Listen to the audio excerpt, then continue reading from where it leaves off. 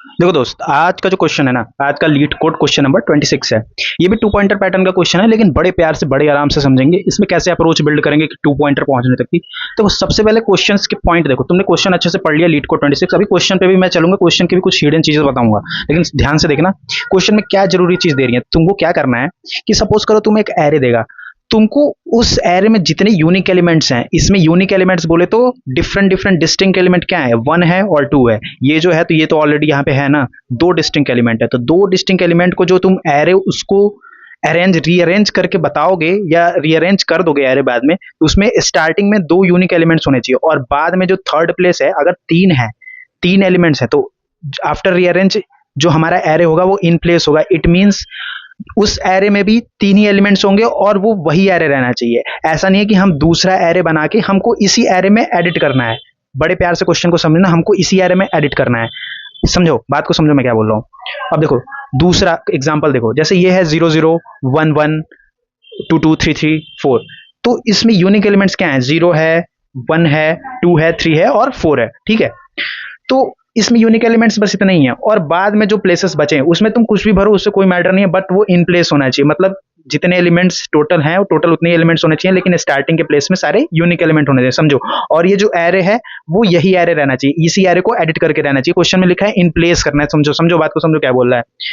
देखो और देखना, कांस्टेंट सेक्शन में जाओगे ना तो ये बड़ा प्यारा सा एक कांस्टेंट दिया हुआ है। इसका मतलब समझना, देखो नंबर ऑफ लेंथ जो होगा ना, जो एरे में लेंथ होगा वो 1 से लेके 3 × 10⁴ तक हो सकता है। इसका मतलब ये है कि नंबर लेंथ क्या, कि एरे में उतने एलिमेंट्स हो पाएंगे। तो टोटल कितने एलिमेंट्स हो सकते हैं एरे में, अगर हम देखेंगे, अगर हम इसका दुगुना करेंगे, एन की वैल्यू क्या है, नंबर ऑफ एलिमेंट्स कितने हो सकते हैं, मैक्सिमम कितने हैं, 3 × 10⁴।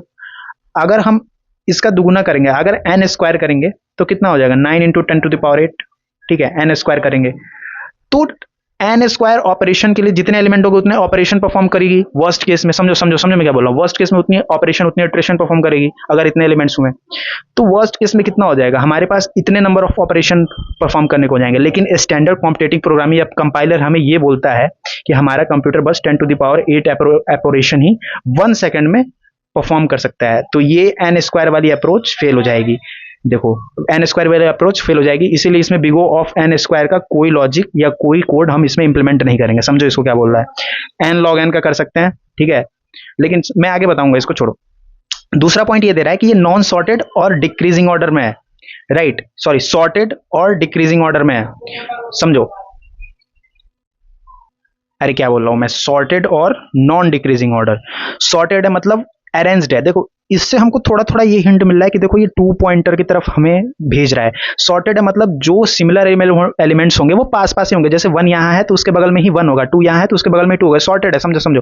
और नॉन डिक्रीजिंग है, इसका मतलब यह है कि छोटा एलिमेंट इधर साइड होंगे, बड़े एलिमेंट्स इधर साइड होंगे। हमको 2 पॉइंटर्स की खुशबू बहुत अच्छे से आ रही है, 2 पॉइंटर यार कहीं तो ये पैटर्न लगेगा, ठीक है, लेकिन उससे मैटर नहीं करता, हम ब्रूट फोर्स से लॉजिक बिल्ड करेंगे। समझो यार, देखो ऐसी वीडियो कोई नहीं देगा इंटरनेट पे, मैं दे रहा हूँ तो उसका फायदा उठा लो, प्राइवेट कर दूंगा, देखते रह जाओगे, ठीक है। दूसरी चीज देखो, रिलेटिव, देखो ये बहुत इंपॉर्टेंट पॉइंट है, ये तुम्हारा सारा कंफ्यूजन दूर कर देगा। देखो relative element of N relative order of N element kept be same. इसका मतलब क्या है, देखो ये बोल रहा है ना कि सपोज करो तुम कुछ लॉजिक में ये एरे भेजे, अब वो तुमको क्या करेगा, वो तुमको ये यूनिक एलिमेंट आगे कर देगा, जितने यूनिक एलिमेंट 4 2 7 9 यही तो यूनिक एलिमेंट, बाकी सारे तो रिपीटेड है, तो ये आगे कर देगा, ठीक है, और बाकी पीछे कोई भी हो। तो relative order of element kept be same का मतलब ये नहीं है कि यहां देखना 2 बार 4 है, लेकिन जो तुम्हारा एरे सॉर्टेड एरे, मतलब जो आंसर एरे रिटर्न करके आ रहा है उसमें ये नहीं है कि यहां भी 2 बार 4 नहीं है। देखना, बड़े पूरा एरे चेक कर लो, ठीक है, यहां 7 2 बार है, देखना बड़े प्यार से देखो, बड़े प्यार से देखो। लेकिन हम अपने लॉजिक में जो डाल रहे हैं यहाँ पे एरे 3 बार, 7 3 बार है, 1 2 3।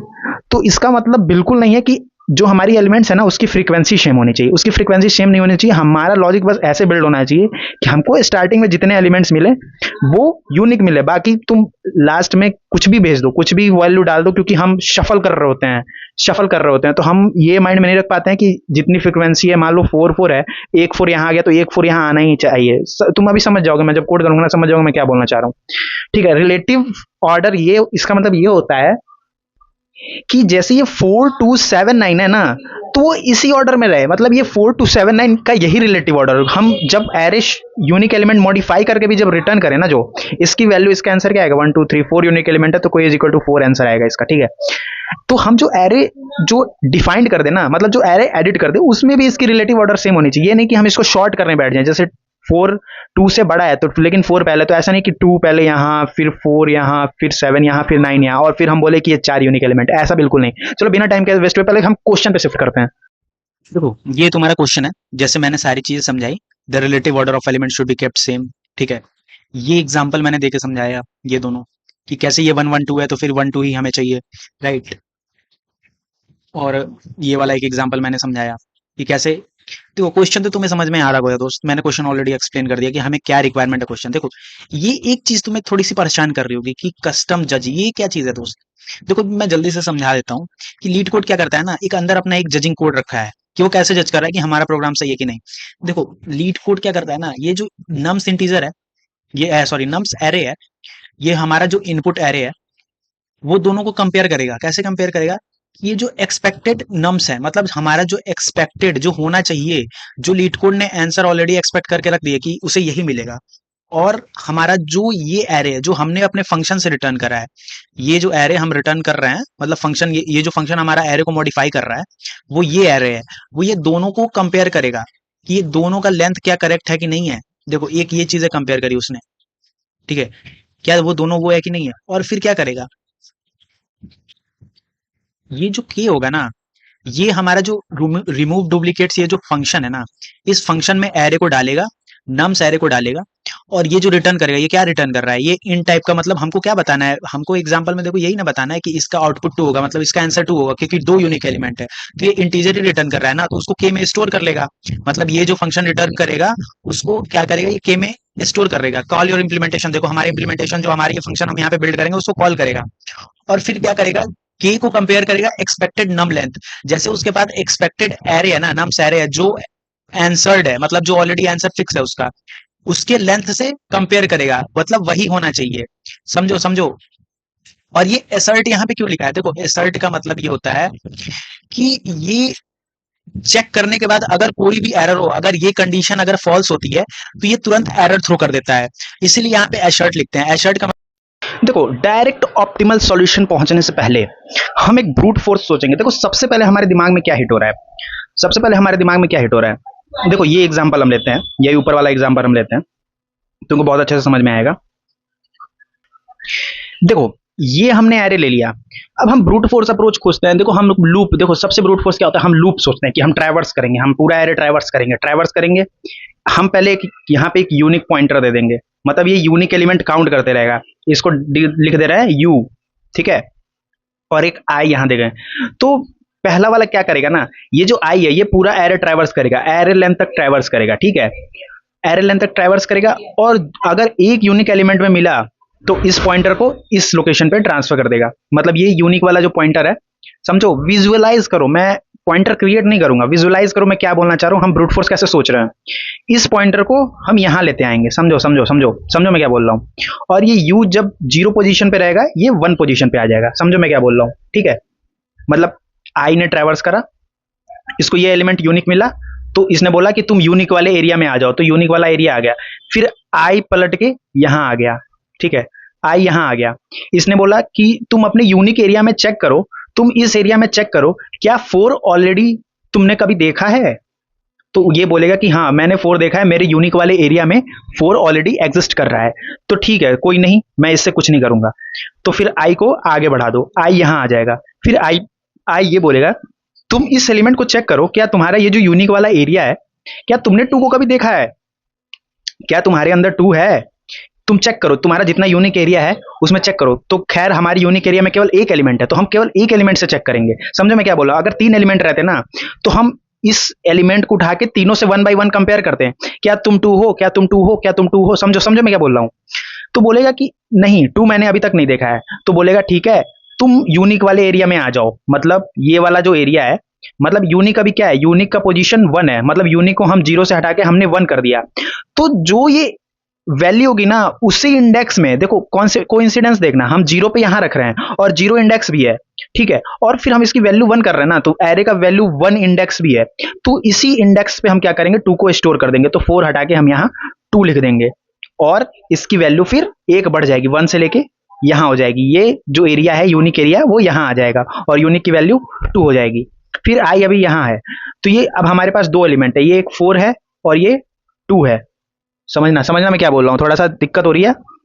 ये अब 2 है, तो क्या, तो ये 2 बोलेगा कि क्या इस एरिया में 2 एग्जिस्ट करता है, हाँ करता है ऑलरेडी, तब हम इस ये यहीं पे रहेगा, इसमें हम कुछ छेड़छाड़ नहीं करेंगे। फिर आई बढ़ के यहाँ आएगा, फिर ये बोलेगा क्या ये तुम्हारे इस एरिया में, ये यूनिक एरिया अब इतना है, यूनिक एरिया में क्या तुमने 7 कभी देखा है, तो बोलेगा ये नहीं 7 नहीं देखा है, तो फिर ये क्या करेगा 2 वाली पोजीशन पे, मतलब 0 1 2 2 पोजीशन ये है, तो यहाँ पे 7 को रिप्लेस कर देगा। ठीक है, यहाँ पे 4 2 7 हो गया और यूनिक एरिया एक u इज इक्वल टू 3 हो जाएगी। समझो समझो, बहुत अच्छी चीज है। मैं क्या लॉजिक इंप्लीमेंट कर रहा हूँ, फिर आई ये काम हो गया, फिर आई हट के यहाँ ट्रैवर्स यहाँ हो जाएगा, फिर इस हमारा यूनिक एरिया इतना हो गया, हमारा यूनिक एरिया इतना हो गया। अब क्या बोलेगा, क्या 7 इस 4 2 7 मतलब ये इस यूनिक एरिया में एग्जिस्ट करता है, एक एक एलिमेंट से कंपेयर करेगा, जैसे इसको मिलेगा ना बोलेगा हाँ ये 7 यहाँ पे है, तो तब इसको कुछ नहीं करेगा, फिर बढ़ के यहाँ आ जाएगा आई, फिर 9 पे आएगा, फिर बोलेगा क्या तुम्हारे यूनिक एरिया जो 4 2 7 इतना यूनिक एरिया है, इसमें क्या 9 एग्जिस्ट करता है, एक एक एलिमेंट को देखेगा, क्या तुम 9 हो, क्या तुम 9 हो, क्या तुम 9 हो, नहीं हो, तो u की वैल्यू 3 है, मतलब u की वैल्यू 3 है, तो इसी 3 इंडेक्स पे, मतलब 3 इंडेक्स ये होगा, बोलेगा कि हाँ क्या है कि मैंने 9 को अभी तक कहीं नहीं देखा है, तो क्या करेगा 9 को, ये तो यहीं रहेगा, 9 को क्या करेगा इसमें डाल देगा यहाँ पे 9 और यूनिक एरिया को यहाँ कर देगा, और यूनिक की value u is equal to 4 हो जाएगी। तो इससे हमको ये फायदा मिलेगा कि ये जो हमको इससे ये फायदा मिलेगा, समझना पहले कि 4 2 7 9 और बाकी यहाँ पे क्या बचेगा 7 7 7 7 9। तो देखना यही हमने आंसर भी लिखा है यहाँ पे, देखो इस लॉजिक में ये डालूंगा तो ये यही आंसर आएगा। तो इसका हमारा ये फायदा कि यूनिक एरिया में हमारे ये डिफरेंट एलिमेंट्स भी मिल गए, यूनिक एलिमेंट्स भी मिल गए, स्टार्टिंग के एरे में चारों, और हमारी u की value u is equal to 4, मतलब 4 यूनिक एलिमेंट, ये भी पता चल गया, और यही चीज हमें रिटर्न करनी है। ठीक है, अब तुमने तो ये लॉजिक समझ लिया, ठीक है लॉजिक, अब इसको कोड में कैसे लिखते हैं देखना, कोड मैं कोड लिख रहा हूं यहाँ पे, देखो अब ये जो हमारी सोच थी ना, इसको मैंने कोड में बिल्ड कर दिया। अब तुम ये कोड बड़े प्यार से समझना दोस्त, देखो बिगिनर हो, ये सारी चीजें ब्रूट फोर्स मैं इसलिए इतना फोर्स कर रहा हूँ, मैं डायरेक्ट 2 पॉइंटर अप्रोच है तुमको ऑप्टिमल इसलिए नहीं बता रहा हूँ कि मैंने भी 1200 लीड कोड क्वेश्चन घिसे हैं भाई, और मैं डायरेक्ट ऑप्टिमल सॉल्यूशन आज तक अब भी नहीं पहुंच पाता हूँ, मैं भी डेवलप करते करते करता हूँ अपनी सोच। समझो ये सब जो अप्रोच, ये सब जो सोच है ना, तुम्हें बहुत आगे ले जाएगी। तुम्हें प्रोडक्ट बेस्ड क्रैक करना है, समझो तुम्हारा सर्विस बेस्ड तुम्हारा गोल नहीं है। देखो हमने एक फंक्शन बना दिया, ठीक है, जो ये सारा जो मैंने सोचा था ना, ये मेरी सोच को ये कोड करेगा। अब देखना क्या है, हमने पहले ये जो मैं पॉइंटर बता रहा था ना, जो हम एक जो एरिया डिसाइड कर रहा था कि कौन सा यूनिक एरिया है, हमने उसको u इज इक्वल टू 0 से फिक्स कर दिया। पहले हमने बोला भाई तुम 0 प्लेस पे रहो, मतलब तुम सबसे स्टार्टिंग में रहो, 0 इंडेक्स पे नहीं, बड़े प्यार से समझना, 0 इंडेक्स पे नहीं, मतलब हमने इमेजिनरी एक 0 प्लेस दे दिया। समझो मैं कैसे सोच रहा हूँ, ठीक है। और मैंने क्या बोला था, एक आई नाम का लूप लगाएंगे जो ट्रैवर्स करेगा, पूरा पूरा ट्रैवर्स करेगा। तो आई देखो, आई क्या करेगा, पूरा एरे लेंथ को तक का ट्रैवर्स करेगा। तो सबसे बाहर एक आई इज इक्वल टू 0 से 0 इंडेक्स पे मैंने आई को स्टार्ट कर दिया और बोला तुम ट्रैवर्स करना, लूप लगा दिया, एरे के लेंथ तक ट्रैवर्स करना, ठीक है। और हमने यहाँ पे एक बूलियन फिक्स कर दिया। अब बूलियन का यहाँ पे क्या काम होगा अभी तुमको आगे समझ में आएगा। हमने यहाँ पे एक फ्लैग दे दिया कि क्या हमको कुछ मिला है। पहले हम ये मान के चल रहे हैं कि हमको कोई डुप्लीकेट नहीं मिला है, फाउंड नाम से हम दिया है, हम पहले लिख रहे हैं हमको कोई डुप्लीकेट नहीं मिला है, तो हम सबसे पहले इसको फॉल्स दे देंगे। देखना अभी ये कोड कैसे वर्क करेगा, मैं ड्राई रन भी करूंगा अभी। और देखो अंदर वाला लूप क्या कर रहा है, देखो अंदर वाला लूप ये कर रहा था, ये जो तुम्हारा एरिया था ना, ये जो तुम्हारा यूनिक एरिया था, यूनिक एरिया में से एक एक एलिमेंट को मान लो तुम्हारा इतना यूनिक एरिया है, मतलब ये जो इतना एरिया है ये तुम्हारा यूनिक एरिया है, और तुम इस एलिमेंट को चेक करना चाहते हो, तो तुम क्या करोगे, अंदर वाले एक एक एलिमेंट को चेक करोगे कि क्या ये तीनों इस ये एलिमेंट इन तीनों में एग्जिस्ट करता है। तो तुम इस एलिमेंट को देखोगे, फिर इस एलिमेंट को देखोगे, फिर इस एलिमेंट को देखोगे, कहां तक देखोगे, जहां तक तुम्हारा यूनिक एरिया होगा, मतलब यू जहां तक होगा। समझो समझो मैं क्या बोल रहा हूं। इसीलिए ये वाला जो है ना, ये 0 से स्टार्ट होगा, स्टार्टिंग इंडेक्स से स्टार्ट होगा, और कहां तक जाएगा, तुम्हारे यूनिक एरिया तक ही जाएगा। समझो ये इंडेक्सिंग 0 बेस इंडेक्सिंग होती है, इसीलिए लेस देन लिखा है, लेस देन इक्वल टू नहीं, अगर 1 बेस इंडेक्सिंग होती तो लेस देन। समझ जाओ मैं ये क्यों लिखा हूं, ठीक है। और फिर क्या होगा, इस वो क्या कर रहा था, अंदर क्या काम कर रहा था, वो ये काम कर रहा था, पहले जे की वैल्यू मान लो 0 होगी, मतलब ये समझो मैं थोड़ा क्या करता हूँ, हाँ, ये इस एलिमेंट को पकड़ेगा, जे की वैल्यू भी यहाँ पे 0 है, देखो बड़े प्यार से देखो, और फिर नम आई, मतलब आई हमको ये कंपेयर करना है इस यूनिक एरिया में है कि नहीं है। तो पहले इससे देखेगा क्या ये इसके इक्वल है, इक्वल, देखो इक्वल अगर होगा तो फाउंड मतलब डुप्लीकेट फाउंड हो गया, ट्रू रिटर्न करके ब्रेक कर देगा, सारा लूप ब्रेक कर देगा, आगे की चेक करने की जरूरत ही नहीं है भाई। तुम्हें जब पहले ही डुप्लीकेट मिल गया, तुमको यहीं पे डुप्लीकेट मिल गया, तो तुम आगे वाला चेक करके एक एक एलिमेंट चेक करके क्यों इटरेशन अपना खराब करना है? समझो मैं क्या बोल रहा हूँ? क्योंकि फिर आगे तुम्हें क्या ही मतलब है चेक करने का, तुमको पता चल गया ना ये डुप्लीकेट है, इसको इसमें डालना ही नहीं है।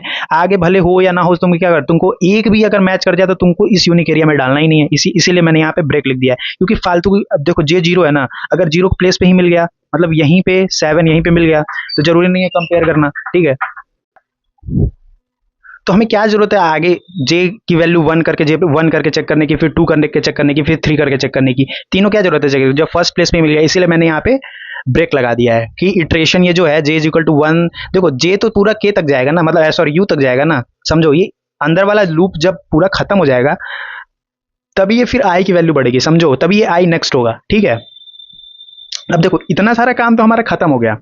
अब देखो एक कंडीशन ये आएगी कि ठीक है तुमको तो मिल गया, तुम्हें मिल गया, तुमने ब्रेक कर दिया कि अब इसमें इंक्लूड नहीं करना है और आई को बढ़ा दिया, तुमको पता चल गया ये जो है, ये जो वैल्यू है इसमें ऑलरेडी एग्जिस्ट करती है, तो मतलब ये डुप्लीकेट है, डुप्लीकेट फाउंड ट्रू, तुमने ट्रू कर दिया, हाँ डुप्लीकेट मिल गया, तो तुमने ये ब्रेक कर दिया और आई को नेक्स्ट कर दिया, आई मतलब इधर नेक्स्ट चल गया। ऐसा भी तो केस आ सकता है दोस्त कि तुमने तीनों चेक कर लिए हैं, जैसे 9 है ना, जैसे 9 है, तुमने जैसे 9 है समझो, जैसे तुमने तीनों चेक कर दिए 4 2 7, एक एक एलिमेंट को उठा के जीरो प्लेस पे चेक करा, क्या जीरो 4 और 9 इक्वल है, ये वाला लॉजिक लगा के, क्या ये और 9 इक्वल है? नहीं है।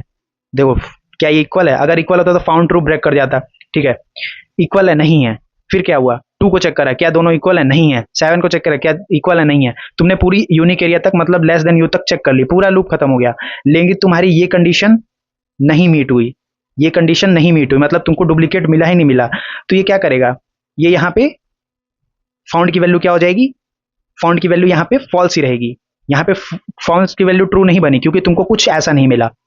तो देखो फाउंड की वैल्यू जब फॉल्स ही रहेगी तो ये क्या होगा? ये कंडीशन क्या हो जाएगा? मीट कर जाएगा। ये कंडीशन, पहले ये कंडीशन नहीं चल रही थी क्योंकि फाउंड की वैल्यू ट्रू हो जा रही थी, तुम्हें डुप्लीकेट मिल जा रहा था, और ट्रू जब हो रही थी तो फाउंड फॉल्स, मतलब अगर ये चीज ट्रू है समझो और हमने नॉट लगा दिया तो ये ओवरऑल फॉल्स बन गया, और जब तक इफ कंडीशन के अंदर फॉल्स रहती है तो ये एग्जीक्यूट ही नहीं होगा। जैसे इसको इस ऐसे भी लिख सकते हैं, if found equal equal to false, मतलब ये जो फॉल्स था ये तो फॉल्स ही रह गया, मतलब ये कंडीशन मीट हो गई।